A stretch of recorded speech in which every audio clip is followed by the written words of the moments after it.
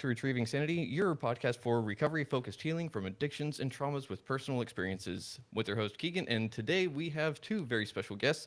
They've been on the show before, and they are back to, well, show us how different lenses of life can actually bring us to a greater common good. So we have Alan Lazaros and Kevin Palmieri today. How are y'all doing? And did I pronounce the names correct?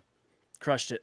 You crushed it. Happy Saturday. We're excited to be here. We're excited to be back. The first go round for me was really positive. So I'm super excited to be back with you, Keegan. Yeah, Sweet. same, brother. Yeah, super positive. Thank you so much for having us. And ultimately, we're going to see how this goes. You let us know some of the game show aspect, and I'm excited for figuring out how to see both sides of the coin. If nothing else, thank you for having us. And number two, I think people will get good perspective on two sides of the same coin. Yeah. For sure. Yeah, it is an honor and a pleasure to have y'all both back on because, again, this is just something that I've never done before, and it's just awesome to have my teachers, in a sense, my mentors, come back on the show and kind of just see how it's all going out, right? But with that being said, real quick, can y'all both give an idea to the audience what Next Level University is? Go ahead, Alan. Next Level University, it's evolved a lot over the years, and thank you for that. So, Keegan, you're in our Next Level Podcast Accelerator. So when he says teachers, what he means is Kevin's a podcast coach, I'm a business coach, and we have a group coaching program that he's in, which is very cool. Thank you for joining us, seriously. And NLU is Next Level University. The shortest, simplest form of it, it's a podcast, but it's also a company, and it's a place where you go to reach your full potential in health, wealth, and love. So it's level up yourself, level up your podcast, level up your business. And we started out as a personal development company, and then we have evolved a lot over the last 8 years to be a company that basically helps people achieve their dreams through personal development, podcasting, and business. Okay. Nice. Yeah, that is one heck of a thing to actually do. And y'all have a business with a podcast, or was it, Kevin, would you say that it started as a podcast that turned into a business? It started as a passion project of I just wanted to have really cool conversations with cool people. And then I went through a mental health struggle where I was contemplating suicide, ended up leaving my job, and then Alan and I partnered up, and it was like, this is awesome. And we were so naive. And then it got to the place where it was like, if this does not become a business, this whole thing is going to die. So one of the reasons I respect and vibe with somebody like you, Keegan, is because you started this from a place of passion and personal experience. And that was very similar to us. So long story short, it started as a podcast that was just a passion project. And eventually we said, look, if we do want to impact as many people as we want to impact, we have to start making money. Not even for us, just to make sure the mission can continue. Okay. So it's one of those things where you had to dig deep because a lot of the times passions don't make money. And at the same time, if they do, it is kind of one of those things you have to get your pride out of the way. Or is that just a me thing, you know? I mean, I think it depends, right? It depends. I'll let Alan start this because Alan talks a ton about passions, profits, and all that. Well, Kev, you came up with turn your passion into purpose, into profit. Oh, that was me? The 3 Ps. That was you. Nice. That was you way back, cool. yeah. And you remember, I'll never forget, we did a presentation and Kevin had a slide with a guy swimming in the center of a pool. And Kevin's thesis was you just have to figure out how to stay in the pool. Don't get out of the pool. And that was your metaphor for podcasting. So it turns out in hindsight, and hindsight's 2020, so it was always a business for me. Okay. And it was always a podcast for Kev. And then we merged, and I think that's where that landed. But passion into purpose into profit is you take something that you're obsessed with. Keegan, you and I coached a little behind the scenes, and we talked about your 3 obsessions. I have my 3 obsessions. Kevin has his. And you basically take something that you're super passionate about. I call it an obsession. Most people call it a passion, which is something that you do. So Kevin and I are both very passionate about fitness. Extremely. That's actually where a lot of this started. We're also very passionate about personal development. We've become passionate about podcasting and business, and that's why we've evolved. So passion into purpose into profit. So passion is something that you do on your own accord that you adore. Okay. Purpose is helping other people with that thing. And then profit is you do it for others for money. And so we are passionate about podcasting in personal development. And then our purpose is to help others, other podcasters who are into personal development like yourself. And then profit would be our group coaching program, which you joined, which is profitable. And then you take those profits and reinvest back in the passion, back in the purpose, back in the profit. So passion, purpose, profit, and it just snowballs. Okay. So it's one of those things where it should be a feedback loop on itself, right? In the positive manner, so that once one of them gets going well, the other two should follow suit, correct? Yes, and the profit part. What I've found is that you're either on one end or the other. Okay. Some people go for profit first, and they're really good at profit, but they don't find a lot of passion in their work. And a lot of times they're not as focused on helping people. Oh, It's profit first, helping people second. The other way I think is a better long-term play, which podcasting I think is a good example of this, because if you think you're going to make a lot of money in podcasting in a very short amount of time, you're in some trouble unless you're already famous or extenuating circumstances. So passion into purpose into profit is the syntax we recommend. That's the order we recommend, and that's what we did. The first year we didn't make any money. Second year, 13 grand between the two of us, and it's snowballed since then, and we just had our first $100,000 month last month, which is wild. Woo. Thank you, brother. Thank you. Which is a big deal in podcasting. I always joke with Kev. I say, for a business, that's not very good. Amazon makes more in a day than we make all year. But for a podcast, that's 1% of 1% of 1%. So thank you. But ultimately, what I've found is you are either really good at profitable part or really good at passion. Very rarely do those two coincide. And Kevin and I were both very, very good at the impact portion. So purpose. We both did this to help people. And we stayed there, fortunately. Yeah. And it's actually been hard as we've become a more profitable business, and we have an 18-person team now, and all. It's very hard to remember why you started, because now we have a lot of problems we never had before. We also have a lot of money we never had before. So now it's like, okay, who are we, and how do we stay at the core of why we started this, and how do we make sure we're still helping people in the way we wanted to, but also for a freaking profit, because you can't afford an 18-person team without a lot of revenue. Yeah, that's for sure. And thank you for that insight. Because I have to take Kevin's advice about the jar, but I'm going to go freaking broke if I do that. So I just one way to stop, Keegan. It's one way to stop. Go broke. God. Keegan, I've been there, man. Yeah, I've been there. It's one of those things. It's basically my prosthetic leg at this point, right? But with that being said, y'all are passionate about helping people, and that's one of the things, right? We have to have boundaries in that regard, because if we don't have boundaries helping people, we'll accidentally let some of their stuff spill into our own life, right? So with that being said, how do y'all set boundaries with yourselves, the people that you help, and what are y'all's boundaries like with each other? Because surely there's going to be some kind of clash every now and then, right? Never. Not a heaven. Never happened. That's the hard thing, is I think most people want to help people because they wanted to be helped when they needed help. And so many people that get into this type of space are just martyrs. And it's just like, yeah, Keegan, call me whenever you need me. I'll answer the phone. I'll put you ahead of myself. I'll take care of you before I take care of myself. So I think that's the first thing, is you have to understand what position you're actually coming from. Alan and I were huge martyrs. We'll be able to shoulder more weight. We'll grind it out. We'll handle it. Just let people climb on our backs. And I just think over time, you start to understand the energy of people that you're trying to help. I want to help everybody. Yeah. But it does get to a place where you understand there are more aligned and more aligned and more aligned people to help.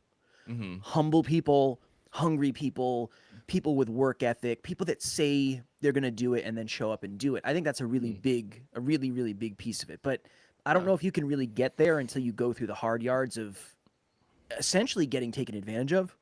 Okay. Because I think a lot of people go in and it's like, well, I'm not going to do anything for anybody unless they pay me and blah, blah. It's like, that's an overswing. Yeah. And you also can't say, well, it doesn't matter. Anybody can come in and they can have whatever we can't do that either. You got to find the right piece. And I think the only way to find the right piece is to swing and then say, that's not it. Swing back the other way. And eventually you just swing less. I think, yeah, that's a big piece of it. And then I don't know if I could explain well our boundaries, because I feel like we don't really have. I think at the end of the day, for us, it's about the business. So if it's what's best for business, that's the boundary. Okay. I think that's probably the best way. You've probably thought about that more than I have, honestly. Kev was better with relationship boundaries. I was better with goal boundaries. Ooh, okay, that's a really good way to put that. So I sucked at relationship boundaries so bad. I didn't realize how much maintenance relationships take, Mm-hmm. but I do know how much goals take. Yeah. Okay. And my goals and relationships conflicted a ton. And I Mm. take full responsibility for that. When you have, I use Michael Phelps as a metaphor. Mm. 28 Olympic medals, 23 gold. Uh-huh. And he spent 5 years straight in the pool, no birthdays, no holidays, no like 5 years straight. And in '08, he broke all those records. Uh-huh. And I say, as weird or arrogant or whatever this might sound like, I treat myself like an Olympic gold medalist, even though I don't have an Olympic gold medal. So I don't have the excuse. I don't get to say, hey, but I'm in the Olympics though, so I can't be at the barbecue. But I do treat NLU as the CEO like, that seriously. Level 10 commitment is what we call it. Uh-huh. So when you set a goal, you have to be subservient to that goal. Okay. And that requires you to have boundaries with your relationships. Mm-hmm. What I've found the hardest part in this journey for me is the goals that we've set require me to be completely unavailable. So Keegan, if you were to hire me as your one-on-one client, you'd be more available to me than 99% of people. Because that's my number one focus is one-on-one coaching. That's a big part of the business. That's a big part of the mission. That's my favorite work in the world. When it comes to goals, I was good at boundaries. When it comes to relationships, I was not. Kev, when you mentioned our boundaries with each other, it is what's best for the company, but also we're balancing our relationships too. So he has his best friend, he has his wife, he has the company, and the company requires more of him than anything else. And that's been hard for both of us because we've pretty much had to, this is hard to explain, but we've kind of had to put everything else as secondary to the company. Great example for this. Yeah. I was at a wedding yesterday, and I went and I saw the groom, who's my best friend, and he's like, "Hey, we're gonna go get lunch. What are your thoughts?" And I was like, "Dude, I have to record 3 episodes today. I already prepped." So this is a really good example of boundaries. When I first saw him, I said, "Hey, just FYI, let me know what tomorrow looks like. I know I'm gonna deliver flowers to your future wife, and I get all that done, and I need an hour and a half to myself, and I'm not going to be available." So I was creating the expectation that, hey, I have to work. But dude, it's hard. I mean, when people are like, hey, you're going to go out to lunch, no, I can't, or hey, what time are we going to see you after I finish recording? That's really, really hard. And I think it takes a lot of people in your life that understand why you're doing that. Because that can go really wrong if people don't get it. Like, well, why can't you make it to lunch? It's not that big of a deal. Honestly, outside of, it is the biggest deal in terms of a thing. My wife is the most important person. Then Alan comes after that. I mean, me, my wife, Alan, right? Yeah. But from a thing perspective, this business is the thing that makes everything else happen. So yeah, Alan and I were on for an hour and a half. We ran a little bit late. I literally was almost late getting down to the room. But honestly, that it is what it is, right? That's what I signed up for. Yeah. But Keegan, this is something I'll share too. That is the hardest part of this journey. Because people will villainize you or villainize Kev or villainize me. It's like, what do you mean you have to record? Like you're at a wedding. It's, well, your goals require commitment. And that commitment, a lot of relationships get hurt by you not, because when you set a goal, it needs time and effort. Yeah. And money, but time and effort primarily. If it's a business, hopefully it makes money, but it still requires money to make money. Yep. So the moment we set a business goal, Kevin and I, our time, effort, and money has to be invested in that. And that means it's not invested in our relationships. And so that is the hardest part. If you give me the divorce rate of entrepreneurs, it's got to be way higher than the norm. Oh, yeah. It's got to be. Now, Emilia and I, Kevin and Taryn, we're not planning on that. We are doing proactive work to make sure that doesn't happen. And I'm also dating an entrepreneur, so I feel like a huge advantage in that. But at the end of the day, let's not get it twisted. We're business owners, right? And we have to be the number one committed. I said this, and this will be the last piece on this. Okay. If anyone ever outworks me at NLU, I will fire myself as CEO. Ooh. And I mean that. Wow. I will step down. If anyone ever outworks Alan Lazaros at NLU, I will step down. Yeah, that's some big words, and I gotta say that is level 10 commitment for sure. But that is one of the things that y'all highlight is that it's like as we grow, so do our priorities, so do our boundaries, so do our relationships, everything at once, it seems. But it can't all happen at once, can it? No, No. no, No, that's how you create trauma. we just that is exactly how you. We just did an episode. It's not even out yet. We talked about how all growth really is you go all in on one thing and you're like, whoa, I'm really fitness, I'm crushing it, and then you get a message from your partner and they're like, hey, we haven't gone to dinner in 6 weeks. It's like, oh no. Okay, good. We're gonna schedule dinner once a week. We're gonna go out. And then like fitness now is kind of a little bit of the back seat, but now the relationship takes the front. And then you're like, relationship's great, fitness is okay. Where's all my money?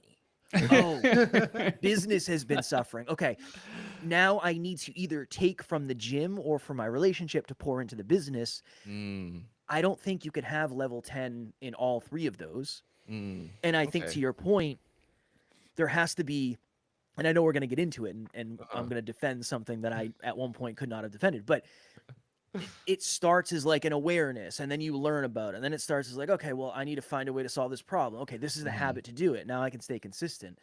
I think everything has to be incremental, because as humans, to Alan's point, if you start something and it's too overwhelming, you're not going to do it for very long. Yeah. Right? And if you go all in on everything, you're essentially saying, I'm just going a little bit in on everything. And it just, it's really the opposite of, I think, what most people think and how we're taught to do things. Ooh, okay. Alan, what do you think about that? Courage, man. So for Kev, he had to have the courage to. So if Kevin and I, and we learned a lot from each other through this. If Kevin and I look back on our life, we're both 36 now. I can say that now, Kev. I know, right? I can say that for one more month. So we're both 36 years old. Both I call us Alan version 3.6, Kevin version 3.6. And when you look back, most of my, if I'm honest with myself, most of my regrets is hanging around the wrong people. Okay.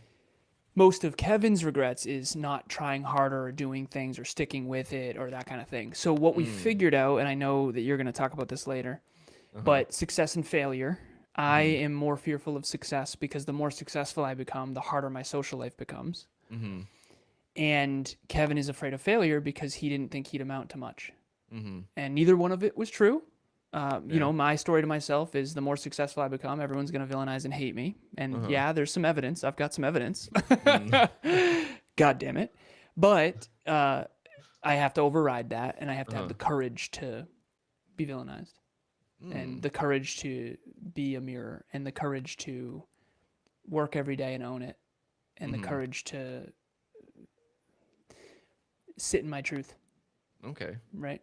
And for Kev, he has to have the courage to show up every day and try and to fail forward and to constantly disappoint himself and that kind of thing. So I think we're all fearful. I think we're just fearful of very different things. Ooh. Okay. So it's kind of being like, you've got to be intentional with where you're putting your time, your energy, and where you put your goals, right? So one of the other things that I heard you talking about was being villainized. So how do y'all handle critics? How do y'all handle outside negative influences? Because that's something that stops a lot of people's growth, is because either peer pressure of sorts, or again, saying, hey, why don't you go out to dinner whenever y'all have a podcast recording to actually do? It's like, you've got to figure out where you are, right? If you're trying to sit there for yourself and your company, you're going to have people sit there on the outside telling you you can't do it, right? Kev, do you want to go or me? I think you should lead because I think you have more experience in this, unfortunately. Oof. Least favorite part of the journey. Okay. To me, I actually, and you know, ironically, I feel like I'm going to get villainized for this. So this will be kind of one of those paradox moments. I don't feel like the hard work part's very hard. I don't feel like the discipline or consistency is very hard. I feel like I think of the real world and the social world. Okay. The real world is who you are and what you are when no one's watching, exercising consistently, showing up for yourself, keeping the promises you make to yourself, aligning with your goals, structure, systems, environment design, all this kind of stuff. That stuff always felt like a strength for me. Okay. The part that never felt like a strength was the social world. So I Mm. playfully say the social world is the wedding photos Mm-hmm. and everyone giving you likes and engagement. Uh-huh. The real world is the actual marriage.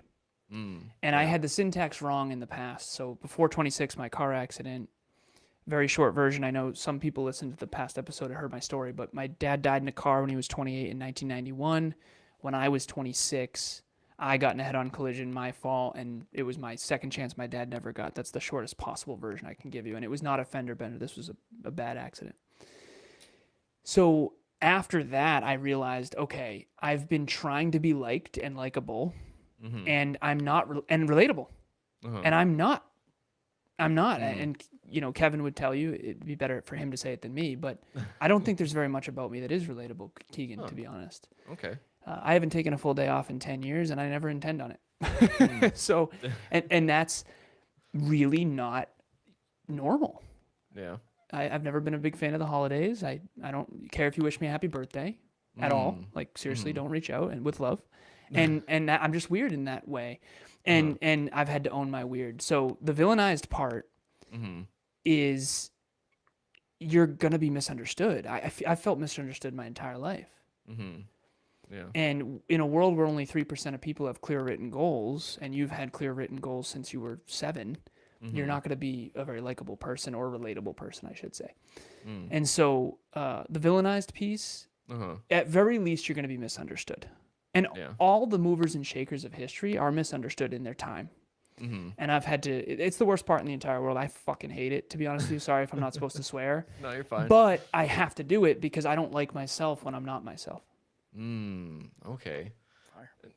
Yeah, yeah. For real, that is some fire. And so, Kevin, how do you deal with that kind of stuff? How do you deal with critics or the people that just are misunderstanding you to the point of villainizing you? I challenge them to physical hand-to-hand combat, and then if they say cool, then we do it. No, honestly, I had a moment where when Alan was talking, I know I don't get villainized as much. I'm not as loud. Isn't the right word? What is the right word? Maybe assertive. I think it's like I'm not as outward. It's easy to villainize somebody who is loud about what they believe in. Okay. Like somebody who takes a very specific stand on something, and somebody who says something with confidence, and somebody who seems put together. I know we're going to talk about relatability later. Yeah. I don't really get villainized almost at all. Okay. And I think it's because I'm not as remarkable as Alan. Maybe behind the scenes, I mean, maybe it looks like it, but it's an energy. There's like an energy of seriousness, and there's an energy of intensity. Alan is very intense. It's easy to see intensity and then try to match that intensity with a negative comment. Ooh, yeah. And I think that's what happens most for Alan. We just had somebody on the team who got villainized, and the reason she's getting villainized is because she's coming out of her shell, and she's being vulnerable, authentic, and real. Oof. Is what I would say. The thing that has helped me the most is understanding that it has nothing to do with you. 9 times out of 10, it has nothing to do with you. They're going through something. They see you as a shiny object, and they want to rain on your parade. Fulfilled people do not leave negative comments. They don't have time to do it. I try to say, and again, I'm not so transcendent that I'm at this place, but I try to say, this person's going through something. Let me have empathy for them. I hope they're doing well, and I hope they find a new direction. But yeah, I get triggered. It hurts. It hurts when I remember somebody left a negative comment on one of my videos. They said, this guy thinks he's Tony Robbins out here saving people's lives. And the night before, I was DMing with somebody who was talking about taking their life. For me, it's just like the lack of awareness. If you think I'm a crappy speaker, that's fine. Get a microphone and we'll do a speak off. That's totally fine. I'll do that. But it's when it comes to the stuff of like, oh, what you're doing isn't meaningful, that type of stuff. I think that hurts me more than any of like the character attacks. Like, come hang out with me for a week. I don't think you're as good of a person as I am. I just don't. I don't think most people are. But the other stuff I think is what gets me most. For Alan, when people attack his character, that's like a whole thing. So that's the whole other thing is, what are you actually getting villainized for, and what's your relationship to that, that's another layer of this. Ooh, yeah. That Yeah. is a whole nother layer to it because, like you were saying, there's so many things behind the scenes that no one is ever aware about. Yet we like to sit there and say, this is what you're presenting to the world. So obviously, that's the most important. That is what's going on. That is everything everyone else needs to know, right? Yeah. But Well, it's that's, hard because people will say Alan is selfish, and it's like he's not. mm, He just you're you don't necessarily get his time because that's not connected as much to the mission as other things. mm-hmm, It's about the mission. It's about the mission. It's about the mission. uh-huh, But I understand why people don't get it, mm-hmm, and that just kind of is the way it is, right? So mm-hmm, it's a really hard balance to strike. It's a really not balance in a 50-50 perspective, but uh-huh. it's a really hard thing to work through in real time for sure. Yeah, yeah. And whenever we're sitting here getting misunderstood, we're getting villainized for silly things, we have to really rely on our self worth and our self belief, right? Because otherwise, it's kind of like, why are we doing this in the first place? So, how do y'all remind yourselves that y'all are doing what you're doing? I have a folder called My Deepest Why, Okay. and it has, I don't know, probably 2,000 screenshots now. As a matter of fact, Keegan, you reached out and said thank you to me Uh huh. after our coaching session. And I have a screenshot of it because when I want to cry into a fucking pillow, I'm joking. I need to look at this stuff and see, because here's the deal. Like, people come at me often, Mm-hmm. and I need to remind myself why I'm doing this, because what I'm really trying to do is help the most people I can. Mm-hmm. And it's really unfortunate how many people misconstrue that as me being selfish, particularly people who have been close to me in the past. Mm-hmm. And I think on some level, they used to get a lot more of me. Mm-hmm. And I understand, but also let's grow up, because the more you age, the less time you have available, the more responsibility you have. So if we have an 18-person team and 113 podcasters and business owners that we work with, Mm-hmm. I am responsible to make sure the company grows. Uh-huh. And not no one, a lower percentage of the statistical population understands the pressure that is. Mm. I don't work 7 days a week because I feel like it. I work 7 days a week because that's what's best for the company and that's what's best for the world from my perspective. So to Kevin's point, it does appear selfish to any of my past friends, Mm-hmm. but it's not selfish. It's very selfless. As a matter of fact, it's alarmingly selfless to the point where that almost burnt the business to the ground because we were doing too much for free.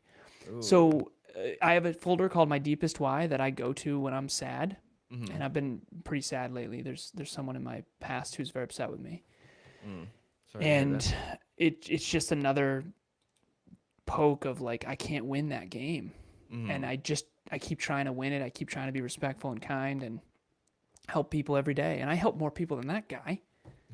It's Yeah. not close, but it doesn't matter because he's hurt, and that's what people are hurt when you're valuable and they want to be in your life and they can't be, and they get hurt by that. So it's like, it's inevitable.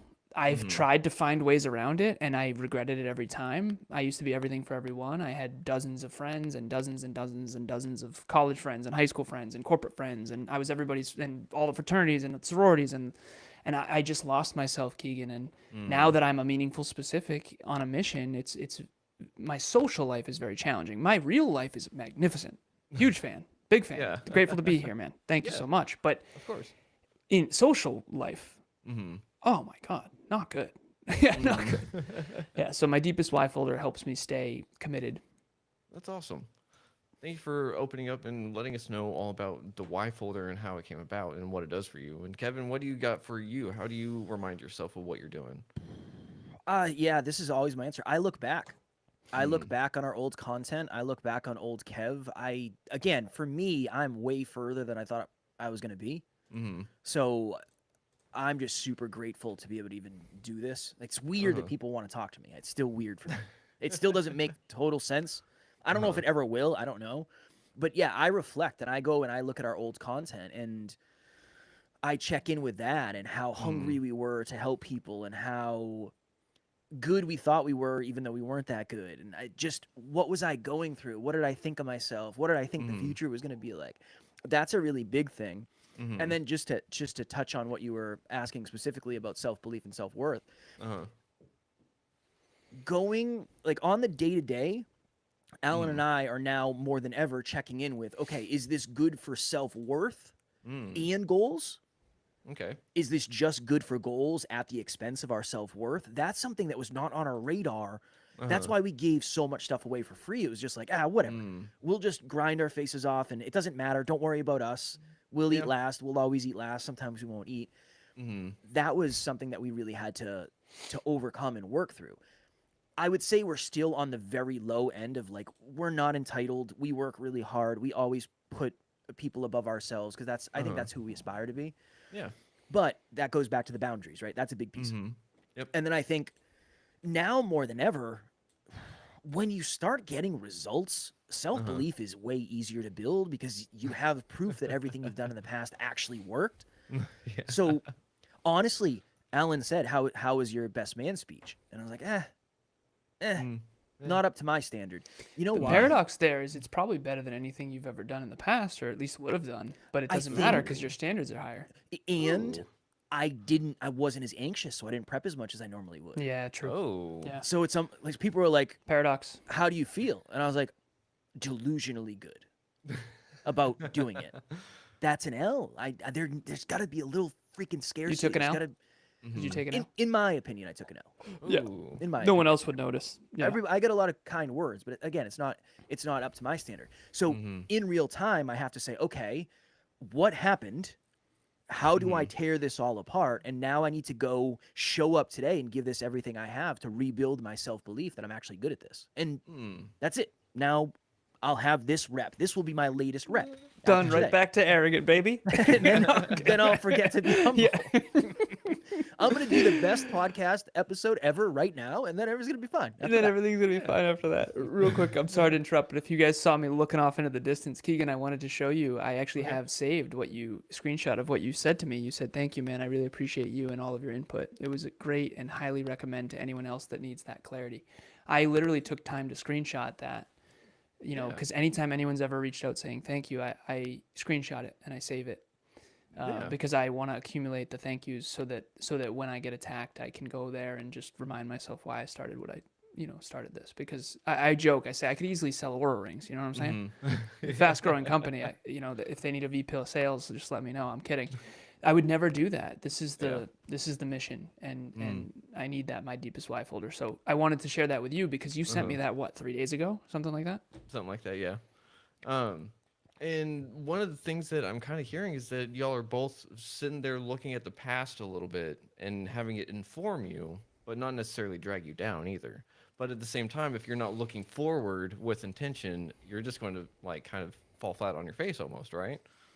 Alan's the guy to ask about that. For me, I was just showing up, Keegan, hoping for the best. You know what I mean? Stay in the pool, baby. Yeah, stay in the pool. If you love something. So this was the analogy, and then I'll kick to Alan. Okay. I thought most people in life find a pool. They don't really want to learn how to swim. They want to swim to the bottom. They want to get all of the coins, and then they want to get out of the pool as fast as possible. Yeah. When you find a pool that you love, you jump in and you say, holy crap, this is the best thing ever. You have to learn how to tread water, and then you have to learn how to swim because you want to stay in that pool as long as possible. Yeah. That is a suggestion to me that you have found your thing. If you do not want to get out of the pool, you have probably found your thing. And then all the skills you need to develop are the different types of swimming styles, right? So I'm a better swimmer than I used to be. That's all. And the metaphor is if you don't grow and set goals within that pool, the pool goes away. And in this case, it's not actually a pool. It starts off as a pool, and then it's like a pond, and then it's like a decent sized lake, and then it's a great lake, and then it's the ocean, and then it's perfect storm, and you're drowning, wondering on the side of the door on Titanic why you're freezing to death. Yeah. I wanted to one day, I'm king of the world, the Leonardo DiCaprio thing at the Titanic. This is a meme I'll create one day. What people think what people make it look like entrepreneurship is, and it's king of the world on the front of the ship with the dolphins. And then what it really is him on the side of the door, freezing to death, you know. But anyways, it's not a pool. It doesn't stay a pool. That's fair. It Okay. turns into a freaking ocean, and Yeah. you got to learn how to swim better and better and better in order to stay. But I digress. I've forgotten what the question was. It was essentially, how do you have the past inform you instead of dragging you down? Well, again, the pithy quote is learn from the past, build in the present toward a bigger, better, better future. People say, are you past, present, or future? It's all three simultaneously. Mm-hmm. Some people say stay in the present. I think that's very scary advice. That's only 1/3 of the equation. Like, imagine someone who never learns from the past. That's a terrible idea. Yeah. Right? I don't. Yeah, don't study think they can history, even study count. your history. Yeah, so you got to watch the movie of your own life and go, oh, so I was abandoned as a kid, and that made me this chameleon. And okay, so that hurt, and this. Okay, so you got to heal from the past. There's your therapy. Good. Yeah. Yeah. And then you got to build in the present. That's productivity. But Okay. you better be building something. You can't just swim in a pool. You gotta design the future. And to me, I'm an engineer, so again, this is something I get villainized for. But I think everything should be by design. Yeah. Because in 10 years you're going to arrive and it might be a terrible place. Yeah. And people that are just wandering around aimlessly, there's that quote of not all those who wander are lost. Honestly, most of them are. That's the scary truth. Yeah. Some people aren't. Some people are actually wandering and exploring, and that's enjoyable. But a lot of people are lost as hell and pretending they're not, and then giving advice on what you should and shouldn't do. And to me, as an engineer, you take this phone apart, you rebuild it better. I think you can do that with your life. And I think if you don't, you're in some serious trouble. Like, the future is not going to be great by default. The future is going to be great by design Yeah. and through work and humility and all that. So, and Okay. you know, I've had dozens of coaches and mentors, and if I didn't, who knows where I'd be. So, you know, it's very important to have goals, because if you don't, you have no necessity to get a mentor. Like, if you didn't have any podcast goals, you never would have found us. Yeah. True. This right here is a moment in time, in the present moment, that is the amalgamation of our three goals. Yeah. Yeah. And if you take away the goals, this amazing conversation wouldn't have happened, and the world would have been a far less place. Yeah, you put it very eloquently, and I have to agree with you, because it is really just a bunch of the past. It is the present in the moment, and it's kind of where we have ideas for our podcast to go, right? Yep. So I do have a question. We're we're near the part where I think it would be good to break into the game show segment for y'all, if y'all think it is. Of course. Okay. I do know Alan has a coaching call in 11 minutes. I don't know Okay. if, but I just want to make sure you're aware. Yes. Okay. Sweet. Yeah. So Is that going to work? Can we make we- that work? We can blow. If you got 11 minutes, so it is 10 minutes, 49 34 seconds. All right, we'll make it as quick as we can. Ready? All right. So part one is going to be the same question, but the different lens. So for both of y'all, it's going to be the same question. Y'all just give me what y'all believe. Okay. What's scarier, failure or success? Failure. Success. Ooh. Okay. And which matters more, relatability or credibility? Depends. I got to say depends. But I would honestly say credibility. Okay. I agree with Kevin. Credibility. Credibility. Okay. Although there's a deep part of me that wants relatability and is never going to get it without hating myself. Oh, I almost feel like y'all would have said the opposite almost. Same. It's I would have. fascinating. You asked me 4 years ago. I would have. Now, Same. you cross a certain point, and yeah, it's a whole thing. Okay. Layers. Both are critical. Both are Yes. critical. If you can't relate, I'm speaking to, I'll be brief, but I'm speaking to a group of 14 to 18-year-olds next week. Okay. And how to reverse engineer your goals and dreams. And I'm sitting there going, I am screwed. I mean, I never thought about that before. The past would have just hammered it. It would have been terrible. No one would have told me. Yeah. But I don't know how to relate to a 14-year-old anymore, because now that I go back to me as a 14-year-old, I wasn't normal at all. I was building my computer, arguing who is smarter, still Steve Jobs or Bill Gates. So anyways, I digress. Can I add really quick? Yeah, real quick. Yeah. If you're an above average specimen, again, not the best label, but like in health, wealth, and love, if you're above average in all three, relatability is for you. If Okay. you're below average in those three, credibility is the thing for you. That. Oh, Whoa. gotcha. I like that. That is good. Yeah. Because one of them comes naturally and the other one is a weakness as a byproduct. Yeah, you don't Yeah. need to double down on your strength. I mean, it's going to come easier for you, right? So that's my. But you thought on do this. have to lean into it. You got to So, lean into it for sure. Yeah, you got to lean into it. Look, But you I got to gotta flesh it out. mitigate the weakness that comes with it. I got to Yeah. flesh out the thought. That was the first time. That was the rough was draft, good. right? That was good. We'll work on that behind the scenes. Yeah, that was good. I like that. Real quick, where can people find y'all? The podcast is called Next Level University. We are on all the podcast platforms. We are on YouTube. We do an episode every single day. So we are there to help you get to the next level. That was the pull string right there. You see Kev Park right. We are at Next Level University. It's the pull string. That was great. I got a snake in my boot. Next Level University. It was good. All right. Next question. Self-belief or self-worth? Which one comes first? Ooh, jeez. Which one comes first? Uh-huh. I can't Is say it which one's more depends. important or which one No, comes which first? one came first for you? Oh, neither. Neither. Neither. Probably self-belief. Self-belief. Yeah, Self-belief. Oh, okay. Do y'all have a quick quote on that? Like a quick reason why?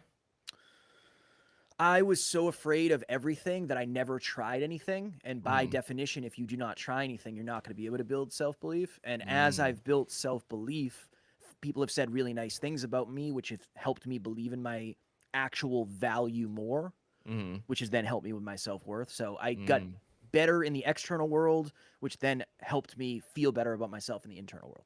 Gotcha. Alan, feel about the same? I dealt with some bullying, both at home and at school. And I was a social coward with an unconscious fear of abandonment, which is a whole story I can't get into. And rather than confront my social challenges, I just decided to aim higher, work harder, and get smarter, which built a shitload of self-belief. Ooh, okay. Nice. Well, I'm glad that both of y'all have found your self-belief and self-worth because it helps people like me do the same. Thank you. So, next up, what's harder, starting or staying consistent? Staying. Staying. Alan's like, I haven't had to stop momentum in 10 years, so I don't know. Stopping. Yeah. Yeah. For you, yeah. Stopping. So that's not even one of the options. My bad. No. But stopping a bad habit is way harder for me than starting a good one. Ooh, yeah. Mm-hmm. Okay. I like the secret third option. Thank you. And Thank you then- for allowing it. I appreciate Of course. it. Answer the damn question, Alan. Is personal growth more about looking inward or aiming outward? Oh, man. This is fire.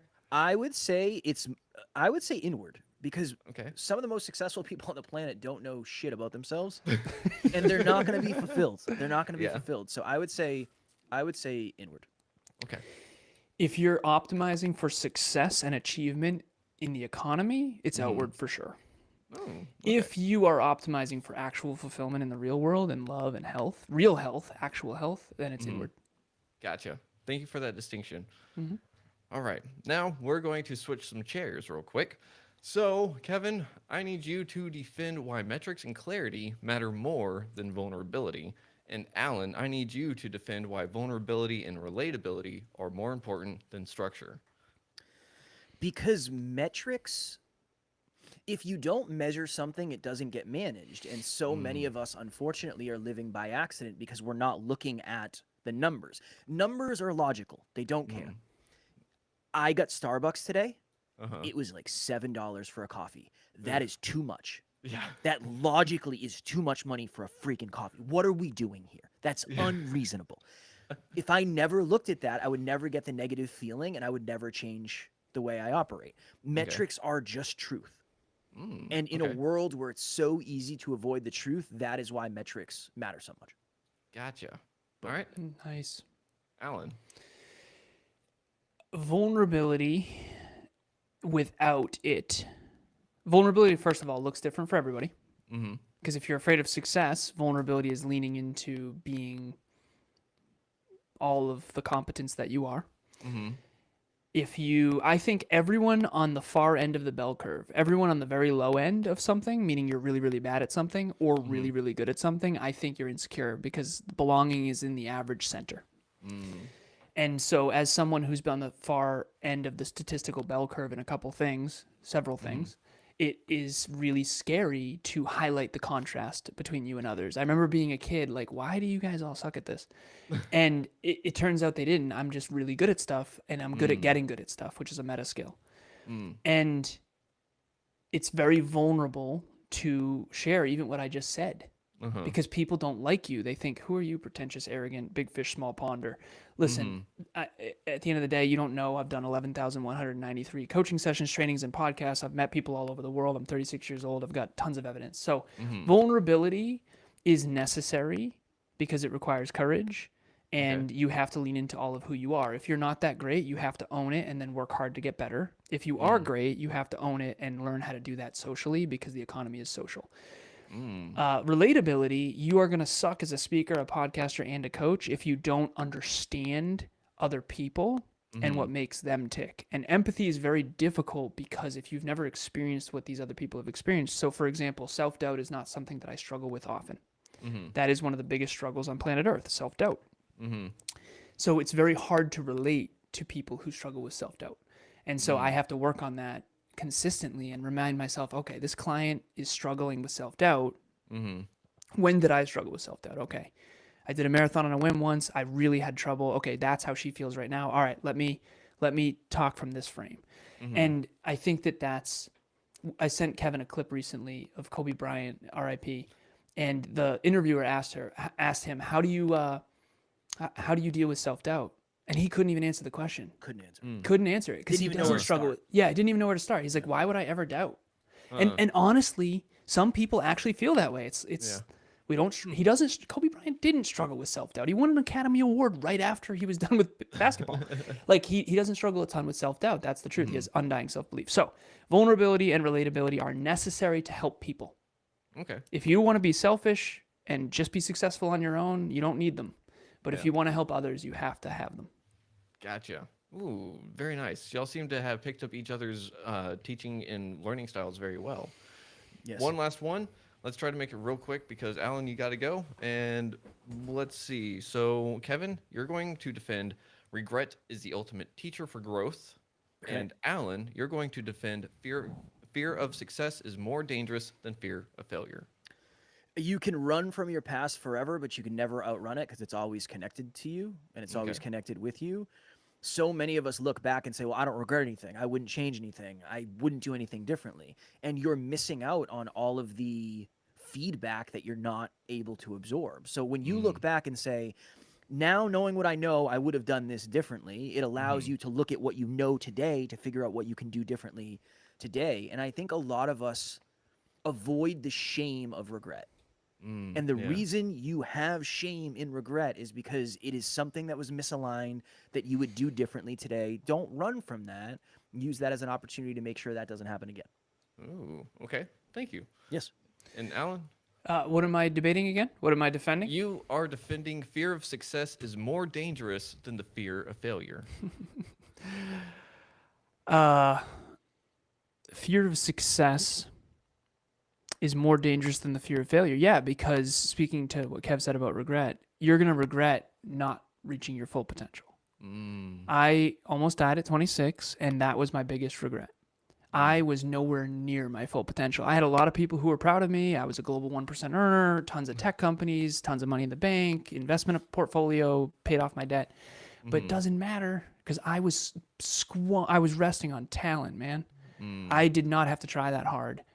And yeah, maybe more than the average bear, but not nearly. I was putting 2% on the court, man. And I regretted it so much. So after that, I decided to work harder, aim higher, and get smarter every second of every single day for 10 years and lose all my friends. So the point that I'm making, though, playfully, is you will regret it if you don't have the courage to reach your full potential. And reaching your full potential is so freaking scary. It's so scary because no one likes you. It's very, very, very difficult. It's really, really difficult. It's not like getting good at one sport. People love you for that, and then you're average at the barbecue. It's reaching your full potential, and it's such a mirror for people, and it's very, very, very difficult. Okay. Thank you for that. That's very well defended, and I think y'all did a fantastic job at answering everything on today's game show of Next Level Showdown, the Growth Gauntlet. Nice. And I have to bestow upon y'all both the titles of the Next Level Navigators, because y'all help people navigate a map, and even though y'all may not choose the exact same route, y'all still get to the same destination. Appreciate Nice. that. Nice. Thank you. Of course. Keegan, I love the game show, man. Right, Good for same. you. Good for you. Thanks, man. Yeah.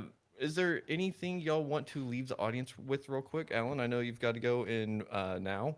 That's okay. Yeah, and we're good. We're good. I have a 5-minute buffer with my clients, so we're good. Okay. Kev, go ahead, man. Parting words. Oh man. One of my favorite things ever of all time. I say it so often, but I think we have a very unique perspective on it. From day to day, progress is invisible. Progress and or progress in the wrong direction are essentially invisible. You don't notice almost anything. You just don't notice anything. But from month to month and year to year, progress and or destruction is impossible to miss. Yeah. That is the best thing I can leave anybody with. If you happen upon this interview and you think Alan and I are in any way good at anything, it's just because we've done this thousands and thousands and thousands of times. And you happen to see us now, not 6 years ago. Hopefully, if you see us 6 years from today, we will be nearly unrecognizable. That's the goal. But if you see us tomorrow, we're going to look exactly the same. And it's the same. It's the same for you out there. So from day to day, progress is invisible. From month to month, year to year, it is impossible to miss bad or good. Nice. All right, mine. Last parting words. Same thing Kevin said, but the math version. Nice. If you put $1 in a financial calculator, anyone can do this. Don't do it in ChatGPT because ChatGPT is kind of sucking with numbers for whatever reason. Financial calculator, Google it. $1 in, 0.1% growth per day. Okay. For 50 years becomes $84 million. It's 83 something. I rounded up. Huh. If you take weekends off, Okay. it becomes $439,000. Whoa. Yes. The compound effect of small improvements that are invisible, to Kevin's point, is wild over time. And just by taking weekends off, you have 191 times less money long term. Wow. So what you are capable of long term is unbelievable. What you're capable of tomorrow is minimal. Treat each day like that 1% improvement, that 0.1% improvement, that little bit better, little bit better, little bit better, little bit smarter, little bit stronger, little bit better. And eventually you will achieve your dreams. Okay. I like that. I love that a lot, actually. That's a stark difference between a lot of million and just a couple 100,000. That's a big difference. So, Alan. That's why I don't take weekends off, Keegan. In 10 years, I don't blame you. That's Thank you, brother. crazy. It's the numbers. If you knew what you're giving up, you might not, right? Yeah, that's very true. And sometimes people need to know the numbers to give up something that's not good for them, though. So maybe that's something we could talk about next time, if y'all are willing to be back on. Oh, Keegan, and, we'll do a absolutely. be on Anytime. tomorrow. Let's do it. 100%. Let's roll. Awesome. Yeah. Well, Alan, Kevin, it's been an honor and a pleasure having both of y'all on. And I just got to say thank you for helping level up all the people in the world that reach out to y'all. Thank y'all for helping level up me, and just thank you for just being who y'all are, because it is greatly appreciated, even if it's not always portrayed to y'all, Well, we appreciate the kind words. We know you behind the scenes. We appreciate your character. That is why we love adding value into your life and other people's in your community. So thank you. The feeling is mutual, my friend. Keegan, it is an honor, my friend. An honor. We'll come back anytime. Say the word. All right. Well, I appreciate it. And everyone out there, thank you for listening to Retrieving Sanity on WDJY 99.1 FM. And as always, love yourself if you can, love others if you can, but you got to love yourself first. And we will see y'all all next time. So until then, stay safe. Much love. Schlan. Boom. Strong work. Nice work, squad. Thank you. Keegan,